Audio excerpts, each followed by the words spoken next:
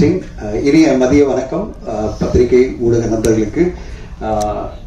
2K love story லாஸ்டா நம்ம வந்து ட்ரெய்லர் லான்ச் பண்ணியிருந்தோம். இன்னைக்கு ஆடியோ லான்ச், அது பிறகு படம் ரிலீஸ் முன்னாடி வந்துடும். எனக்கு ரொம்ப சந்தோஷமா இருக்கு. இந்த பரபரப்பு எப்படி இருக்குன்னா, எல்லாரும் சொன்னாங்கல்ல 6 மாசத்துக்குள்ள இந்த படத்தை வந்து இவான் சார் சொன்னாரு 6 மாசத்துக்குள்ள சுசி சார் கொண்டு வந்துட்டாரு சார். இன்னைக்கு ஆடியோல இந்த ஃபங்க்ஷன் அப்போ 1:30 மணிக்கு ஆரம்பிக்கிறோம் சார் அப்படின்னு என்கிட்ட சொன்னார். நான் வந்து இந்த ஈவென்ட் டீமுக்கு எல்லாம் சொல்லி எங்க டீம் கிட்ட சொன்னேன், கரெக்டா 1:30 மணிக்கு ஸ்டேஜ் இதெல்லாம் ரெடியா இருக்கணும்னா 12:45 கால் பண்றாரு சார், 1 மணிக்கெல்லாம் ரெடி பண்ணுங்க அப்படின்ட்டு. நான் வந்து என்னடா இது, எங்க ரெடி பண்றது, அங்கங்க கால் பண்ணிட்டு சீக்கிரம் எடுத்துட்டு வாங்க, ரிலீஸ் பாக்ஸை கொண்டு வாங்க, இங்க போடியம் பேனரை கொண்டு வாங்க அப்படின்னு எல்லாரையும் பதட்டமா சொல்றேன். என்ன ஓடி வந்துட்டாங்க எல்லாரும். கரெக்டா 1:15 ஆரம்பிங்க அப்படின்னா, சார் இருக்கு சார், பேனர் வரல சார், பேக் ட்ராப் வரல சார் அப்படின்னு சொல்லிட்டு இருக்கேன். சார் அங்க மேடையில அது போயிட்டே இருக்கும்போது ஸ்கிரீன் போகும்போது இங்க ஸ்டேஜ்ல ஒட்டுங்க, அங்க வந்து ஆடியோல இது சிடி ரெடி பண்ணுங்க அப்படின்னாரு. இதுதான் சுசி சாருடைய பேரலல் ஒர்க்கிங்.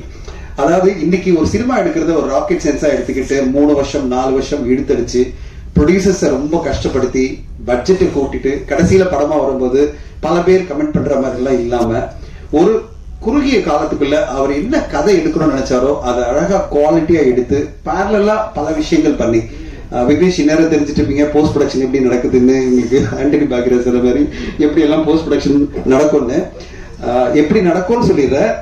சில இயக்குநர்கள் என்ன பண்ணுவாங்க, போஸ்ட் ப்ரொடக்ஷன் ஒன்னொன்னா பண்ணுவாங்க, ஒன்னொன்னா ஃபர்ஸ்ட் எடிட் பண்ணுவாங்க, ஃபுல்லா எடிட் பண்ண பிறகுதான் உட்காந்துட்டு அதுல என்ன அடுத்த கட்டம் அப்படின்வாங்க, டப்பிங்னுவாங்க. சார் வந்து அங்க எடிட் போயிட்டே இருக்கும், ஒரு ரீல் டப் போயிட்டே இருக்கும், ஒரு ரீல வந்து டிஐ கொடுத்துட்டு ஒரு ரீல பேக்ரவுண்ட் மியூசிக் கொடுத்துட்டு படத்தை வந்து ஒரே மாசத்துல கூட கொண்டு வர முடியும். ஏன்னா அகத்தியன் சார் என்கிட்ட ஒரு சொன்னாரு, அவருடைய படம் எல்லோராலும் பாராட்டப்பட்ட கோகுலத்துல செய்த படம் வந்து ஷூட்டிங் ஆரம்பிச்ச 72வது நாள் ரிலீஸ் பண்ண அப்படின்னாரு. எல்லாமே பாசிபிள். 72வது நாள் திரையரங்குல படம் வந்ததுதான்.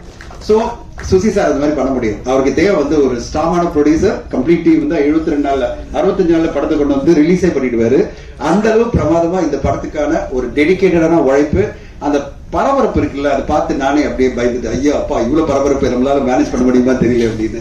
ஆனா இந்த ப்ரொமோஷன்ஸ்ல 2 நாளா வந்து அவர் எல்லா இன்டர்வியூல உட்கார்ந்து படத்தை பத்தி பேசி அதுக்கான படத்துக்கு என்னென்ன சப்போர்ட் பண்ணமோ, எவ்வளவு பெரிய பெரிய ஹிட் படம் எல்லாம் கொடுத்திருக்காரு, பெரிய நடிகர்கள் எல்லாம் படம் பண்ணியிருக்காரு. ஆனா ஒரு புதுமுகங்களை வச்சு அந்த படத்துக்கு இவ்வளவு டெடிகேட்டடா உட்கார்ந்து ப்ரொமோட் பண்ணிட்டு இருக்காரு. 2 நாளா எல்லா இன்டர்வியூவும் கொடுத்துட்டு, அதை விட முக்கியமா நெக்ஸ்ட் 3 டேஸ் வந்து காலேஜ் ஈவெண்ட்ஸ் எல்லாம் பிளான் பண்ணிட்டாரு.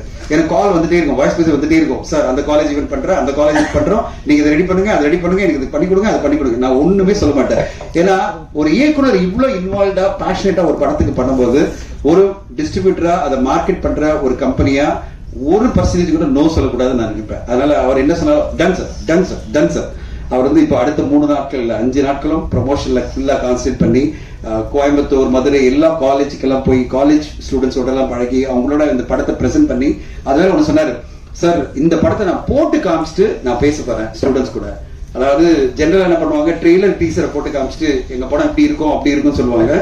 சார் என்ன சொன்னாரு, இப்ப வந்து திடீர்னு கால் பண்ணாரு, இப்போ காலையில சார் லயோலா காலேஜ்ல 300 பேர் பார்க்க போறாங்க, 9ஆம் தேதி அரேஞ்ச் பண்ணிடுங்க, ஷோலாம் அரேஞ்ச் பண்ணிடுங்க, நான் உடனே அது பிறகு நான் உங்ககிட்ட பேசுறேன்.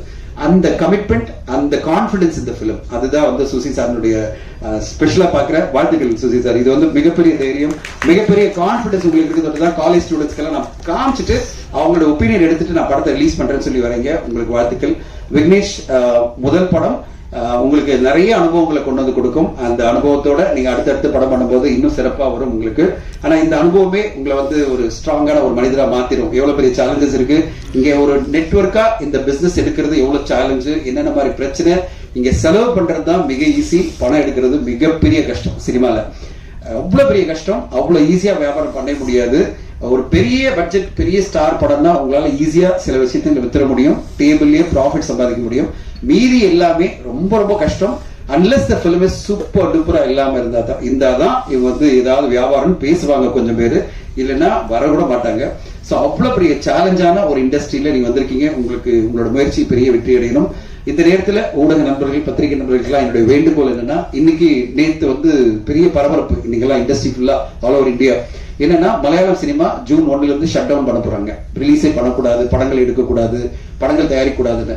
90% 90% படங்கள் மலையாள சினிமால நம்ம எல்லாம் பாராட்டுறோம், மலையாள சினிமா சூப்பர் டூப்பரா இருக்குன்னு. அந்த இண்டஸ்ட்ரி சேர்ந்தவங்க எல்லாம் இனிமே படம் எடுக்க வேணா, டிஸ்ட்ரிபியூட் பண்ண வேணா, அவ்வளவு பெரிய சிக்கல்களை மலையாள சினிமா சந்திச்சுட்டு இருக்கு. 90% படங்கள் தோல்வி அடைஞ்சிட்டு இருக்கு. இவ்வளவு பெரிய தோல்விகளை இந்த இண்டஸ்ட்ரி சமாளிக்க முடியாதுன்னு அவங்க பேசுறாங்க. தமிழ் சினிமா கடந்த வருஷம் நாங்க வந்து ஒரு புத்தகம் ட்ரேட் கேட் உங்களுக்கு எல்லாம் ஒரு காப்பி கூட வந்திருக்கோம். 93% படங்கள் தோல்வி அடையுது, 7% தான் கடந்த வருஷம் வெற்றி. அப்போ இவ்வளவு பெரிய சேலஞ்சான ஒரு சிச்சுவேஷன்ல ஒரு படக்குழு அவங்களுடைய மிகப்பெரிய முயற்சியோட ஒரு படத்தை கொண்டு வராங்க. பெரிய லெவல்ல மார்க்கெட் பண்ணி அதை கொண்டு வந்து ரீச் பண்ணணும் ட்ரை பண்ணும்போது உங்களால முடிஞ்ச மேக்ஸிமம் சப்போர்ட் நீங்க பண்ணி கொடுக்கணும்னு உங்க நேரத்துல ஒரு உரிமையோடு உங்களை கேட்டுக்கிறேன். எல்லா விதத்திலையும் நீங்க சப்போர்ட் பண்ணி கொடுத்து, அதுவும் பர்டிகுலரா புது நடிகர்கள் நடிச்ச புது தயாரிப்பாளர்கள் எடுக்கும் படங்கள், புது நடிகர்கள்லாம் நடிச்சிருக்கிற படம் அதுல ஒரு குவாலிட்டியான படமா இருந்ததுன்னா அதுக்கு மேக்ஸிமம் சப்போர்ட் பண்ணி அதுக்கு என்ன மாதிரி முறையில நீங்க அந்த படத்தை கொண்டு போய் சேர்க்க முடியுமோ அதை பண்ணி கொடுத்தாதான் இந்த சக்சஸ் ரேட் இன்க்ரீஸ் ஆக முடியும். இப்ப மலையாள சினிமா ஷட் டவுன் மாதிரி நாங்க வந்து காலைல இருந்து குரூப்ல நாங்க பேசிட்டு இருக்கோம், ப்ரொடியூசர் கவுன்சில் எல்லா குரூப்பும். தமிழ் சினிமா வந்து இப்படிப்பட்ட சோதனையான சிச்சுவேஷன்ல நம்ம என்ன பண்ண போறோம், எப்படி வந்து இதை வந்து அடுத்த கட்டம் கொண்டு போறோம் நாங்க பேசிட்டு இருக்கோம். அதுக்கு அந்த பர்சன்டேஜ் இன்க்ரீஸ் பண்ணணும், சக்சஸ் ரேட் இன்க்ரீஸ் பண்ணணும் அப்படின்னா உங்களுடைய ஆதரவும் உங்களுடைய துணையும் தேவைப்படுது. ஊடக நபர்களோடும் அதை கோரிக்கையா வைக்கிறேன். ஒரு படத்தை ஒரு பாசத்தோட நீங்க அதுல இருக்கிற குறைகளும் சொல்லுங்க, நிறைகளும் சொல்லுங்க, முடிஞ்ச வரையும் மேக்சிமம் சப்போர்ட் பண்ணி கொடுங்க. படத்தை அடுத்த கட்டம் கொண்டு போய் மக்கள் கிட்ட சேர்க்கறதுக்கு எல்லாவற்றிலும் நீங்க ஹெல்ப் பண்ணி கொடுங்கன்னு உங்களை கேட்டுக்கிறேன். அந்த உரிமையோட இந்த விழாவுடைய நான் எல்லாரும் பேச இங்க மேடையில் எல்லாம் உட்கார்ந்துருக்காங்க, இத்தனை பேர் பேச போறாங்களான்னு நினைக்காதீங்க, நாங்க அதோட நிறுத்திக்கிறோம். உங்களுக்கு கேள்வி பதில் இருந்தா நீங்க கேள்வி கேட்கலாம். சுசி சார் சொன்னார் அதெல்லாம் வேணா சார் கியூ மட்டும் பண்ணலாம் அப்படின்னாரு. நான் இல்லை சார், விழா நாயகன் இமான் சார் பேசணும், ப்ரொடியூசர் பேசணும், நானும் என்னுடைய பாயிண்ட்ல இருந்து இதை சொல்லிடணும் அப்படின்னு சொல்லிட்டு முன்னாடி பேசுறேன். எல்லாருமே இங்க இருக்கிற எல்லாரும் ஆசைப்படுறாங்க பேசணும்னு. ஆனா நான் உங்ககிட்ட இருந்து ஏதாவது கொஸ்டின்ஸ் இருந்தா உங்க கேள்விகளுக்கு பதில் சொல்லிட்டு விழா 3 மணிக்குள்ள முடிச்சிடலாம் அப்படின்னு சொல்லிட்டு 12 to 3 அந்த டைம் ஸ்லாட்ல முடிக்கலாம் ட்ரை பண்றோம்.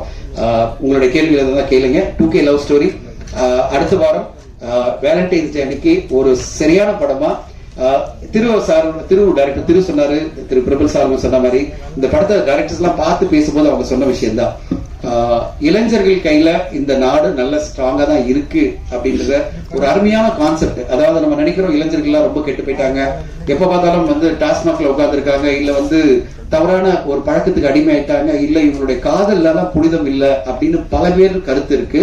பல பேரண்ட்ஸ் எல்லாம் வந்து பயப்படுறாங்க இந்த இளைஞர்கள் எல்லாம் கெட்டு போயிட்டாங்க போல இருக்கு.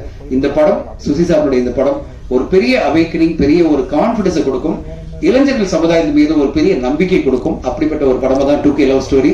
அடுத்த வாரம் நீங்க பார்த்துட்டு இதுக்கு பிறகு நாங்க சொன்னதெல்லாம் சரியா இருக்கா, இதெல்லாம் சரியா தான் சொல்லியிருக்காரா, நாங்க சொன்ன கருத்தோட இந்த படம் உங்களுக்கும் உடன்படுதா அப்படின்றது நீங்க சொல்லுங்க. உங்களுடைய ஆதரவு வேணும். இந்த படத்துக்கு ஒரு பெரிய லெவல்ல யூத் மத்தியில போய் ரீச் ஆகிறதுக்கு சப்போர்ட் பண்ணி கொடுங்க உங்களை எல்லாரும் கேட்டுக்கொள்கிறேன். நன்றி, வணக்கம், தேங்க்யூ. பிரஸ் அண்ட் மீடியா நண்பர்கள் அனைவருக்கும் என்னுடைய வணக்கங்களை தெரிவிச்சுக்கிறேன். என் மேடையில் இருக்கும் பெரியவர்கள், நண்பர்கள், நன்றிகள் அனைவருக்கும் வணக்கங்கள். 2K லவ் ஸ்டோரி முக்கியமா இன்னைக்கு மார்னிங் பார்த்த அந்த 10 இயக்குநர்களுக்கு என்னுடைய மனமார்ந்த நன்றி முதல்ல தெரிவிச்சுக்கிறேன். ஏன்னா எதுவாக இருந்தாலும் விட்டு கொடுத்துருவாங்க, ஆனா ஒவ்வொருத்தருடைய கால நேரம் இருக்கு இல்லையா, அது ரொம்ப ரொம்ப ப்ரெஷியஸ். ஒவ்வொருத்தருக்கும் அவங்களுடைய டைம் இருக்கு. அந்த டைமை வந்து இந்த படத்துக்காக ஒதுக்கி அவங்க எல்லாருமே பிஸியான இயக்குநர்கள், அவங்களுக்குமே 1000 வேலைகள் இருக்கும், 1000 கமிட்மெண்ட்ஸ் இருக்கும். அதற்காக அவங்களுடைய இந்த திரைப்படத்திற்காக இந்த 2 மணி நேரம் ஒதுக்கி பார்ப்பதுன்றது அது ஒரு மிகப்பெரிய செயலா பார்க்கிறேன். ஸோ அதுக்கு முதல்ல என்னுடைய நன்றியை தெரிவிச்சுக்கிறேன். எனக்கு இயக்குநர்களுக்கும் பார்த்து கமெண்ட்ஸ் சொல்றதுன்றது அது அடுத்து. முதல்ல அந்த டைமை இன்வெஸ்ட் பண்றதுன்றது ரொம்ப முக்கியம். அதுக்காக இந்த திரைப்படத்திற்காக அவங்களுடைய காலத்தை கொடுத்ததுக்காக ரொம்ப ரொம்ப நன்றி. அண்ட் ரொம்ப பாசிட்டிவான ஒரு ஃபீட்பேக் மார்னிங் அவங்க பார்த்தது வந்து கிடைச்சிருக்கு, அதில் கூடுதல் சந்தோஷம். அண்ட் இந்த படத்துடைய தயாரிப்பாளர் விக்னேஷ் அவர்களுக்கு என்னுடைய மனமார்ந்த வாழ்த்துக்கள். I wish him all the best, only success. ஏன்னா இந்த திரைப்படம் வந்து முதல்ல ஆரம்பிச்சதுலேருந்து இன்று வரைக்குமே ரொம்ப விரைந்து முடிக்கப்பட்ட ஷூட்டிங் அண்ட் விரைந்து எல்லா ப்ராசஸும், எடிட்டிங்கும், பேக்ரவுண்ட் ஸ்கோரும், அந்த காப்பியை வந்து ரொம்ப சீக்கிரமா ரெடியாகி அண்ட் இன்னைக்கு உங்களுடைய பார்வைக்காக தயாராக இருக்கு. இவ்வளவு விரைந்து ரொம்ப குவாலிட்டியோட எடுக்கிறதுக்கு I think Suseenthiran sir is the director. அவர்தான் ஹி கேன் டூ இட். இதை வந்து இவ்வளவு குவாலிட்டியோட புல் ஆஃப் பண்ணக்கூடிய டைரக்டரா அது நிச்சயமா சுசிதாரா மட்டும் தான் முடியும். இவ்வளவு எக்ஸலன்ஸோட ஆர்டிஸ்டோட பெர்ஃபார்மன்ஸ், அது நியூ ஃபேஸ் இருந்தாலும் எக்ஸ்பீரியன்ஸ்டான ஆர்டிஸ்ட் இருந்தாலும் அவங்க கிட்ட இருந்து பர்ஃபார்மன்ஸ் எக்ஸ்ட்ராக்ட் பண்றது வந்து அது சுசி சாருக்கு ஒரு கைவந்த கலை அது. அண்ட் நிறைய மேடைகள் சொல்லியிருக்கேன், திருப்பி I don't mind repeating it. ஏன்னா அவ்வளோ கிளாரிட்டி உள்ள டேரக்டர். நான் சந்திச்ச நிறைய இயக்குநர்கள் ஒரு சில இயக்குநர்கள் மட்டும் தான் அந்த கிளாரிட்டி நான் பார்த்துருக்கேன். அதுல முக்கியமா சுசி சாரோடைய கிளாரிட்டி இருக்கு, அது ஹேட்ஸ் ஆஃப். அந்த கிளாரிட்டி இருக்கிறதுனால தான் அது இவ்வளவு விரைந்து இப்படி ஒரு படம் இப்படி ஒரு குவாலிட்டியோட முடிக்க முடியுது. And director with listening ear, அவர் வந்து காது கொடுத்து கேட்பாரு மற்றவங்களுடைய காமெண்ட்ஸ் என்னென்ன ஃபீல் பண்றாங்க, அவங்களுடைய ஃபீட்பேக் என்ன, அது எப்படி இம்ப்ளிமெண்ட் பண்ண முடியுமா, அது வந்து படத்துடைய பெட்டர்மெண்ட்டுக்கு வந்து சரியா இருக்குமா. அதுக்குன்னு சொல்ற எல்லாரும் சொல்ற கமெண்ட்ஸையும் வந்து இன்க்ளூட் பண்ணி அதை இம்ப்ளிமெண்ட் பண்ணி அதை மாத்திர ஆளும் கிடையாது. அவருக்கு தெரியும் எது நம்ம கரெக்டா இன்புட் எடுத்துக்கலாம், எது நம்ம இந்த படத்தோடைய அவுட்புட்டுக்கு அது வந்து காம்ப்ளிமெண்ட் பண்ணுன்ற ஒரு கிளாரிட்டி உள்ள ஒரு டைரக்டர் அவரு. ஸோ அவருக்கு ஜஸ்ட் விஷயம் ஒன்லி த பெஸ்ட். அவருக்கு அதான் சொல்றேன், போன மேடையே சொன்ன மாதிரி நிறைய நண்பர்கள் இருக்கிறாங்க. நண்பர்கள் எல்லாருமே வந்து ஒரு தூய நண்பர்களா, அதாவது நிச்சயமா இவர் வந்து வெற்றி பெறணும், நல்ல வெற்றியோடும் சுகத்தோடும் பலத்தோடும் இருக்கணும் அப்படின்னு வந்து மனதார ஆசைப்படுற பல நண்பர்கள்ல நானும் ஒரு நண்பன் sir. So I wish him all the best. And இந்த படத்தை ரிலீஸ்க்கு கொண்டு வந்த தனஞ்சயன் சாருக்கு கோடான கோடி நன்றி. ஏன்னா ஒரு நியூ ஃபேஸ் படம், அப்படி ஒரு ஃப்ரெஷ் காம்போக்கு ஒரு பெரிய என்டாஸ்மெண்ட்டே அது ஒரு தேர்ட் பர்சனுடைய பெர்ஸ்பெக்டிவ்ல இருந்து உள்ள வந்து ஒரு படத்தை பார்த்து அதை பிடிச்சு இந்த படத்தை நான் ரிலீஸ் பண்றேன்னு முன் வரும்போது தான் அதுக்கு பெரிய ஒரு என்டாஸ்மெண்ட் கிடைக்குது. ஸோ அந்த ஒரு என்கரேஜ்மெண்ட் கொடுத்த தனஞ்சயன் சாருக்கும் அதை அவர் ரிலீஸ் பண்ற ஒரு கம்பெனி மூலியமா ரிலீஸ் பண்ற இந்த ரிலீஸ்க்கு I'm really looking forward. And இந்த படம் மிகப்பெரிய வெற்றி அடையணும். எல்லா டெக்னீஷியன், க்ரூ அண்ட் காஸ்ட் எல்லாருக்கும் என்னுடைய வாழ்த்துக்களை தெரிவிச்சுக்கிறேன். அண்ட் முக்கியமா ஜாக் அண்ட் மீனாட்சி எல்லாருக்கும் என்னுடைய வாழ்த்துக்கள். அண்ட் சப்போர்ட்டிங் ஆர்டிஸ்டா ஒர்க் பண்ண அனைவரும் they have given their 200% to this film. எல்லாருக்கும் என்னுடைய நன்றி, வாழ்த்துக்கள். இந்த படம் மிகப்பெரிய வெற்றி அடையணும். உங்களுடைய சப்போர்ட் எங்களுக்கு தேவை. வருகிற February 14 இந்த படம் ரிலீஸ் ஆகுது. உங்களுடைய சப்போர்ட் எங்களுக்கு வேணும். நன்றி.